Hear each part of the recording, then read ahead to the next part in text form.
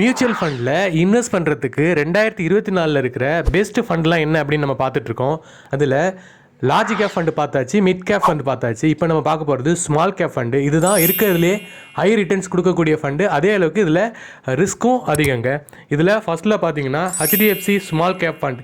இதோட 1 year return 51%, 3 year return 34%. அடுத்து நிப்பான் India small cap fund. இது 47% 1 இயர் கொடுத்துருக்கு, 3 இயர்ஸுக்கு 36% கொடுத்துருக்கு. அதுக்கப்புறம் குவான்ட் ஸ்மால் கேப் ஃபண்ட். இது 46%, 37% கொடுத்துருக்கு. அதுக்கப்புறம் DSP ஸ்மால் கேப் ஃபண்ட். இது 45% வந்து 1 இயர் கொடுத்துருக்கு, 3 இயர்ஸ்க்கு பார்த்தீங்கன்னா 29% கொடுத்துருக்கு. அதுக்கப்புறம் Franklin India small companies fund, அதாவது மிட் ஸ்மால் கேப் அப்படிங்கிறது சொல்லியிருக்கிறாங்க, 44%, 31%. அதுக்கப்புறம் HSBC ஸ்மால் கேப் ஃபண்ட். இது 40%, 33% கொடுத்துருக்கு. இதிலெல்லாம் எப்படி இன்வெஸ்ட் பண்ணலாம் அப்படிங்கிறத நம்ம இனி வரும் வீடியோவில் தெளிவாக பார்க்கலாம். நம்ம சேனலை மறக்காமல் சப்ஸ்கிரைப் பண்ணுங்கள்.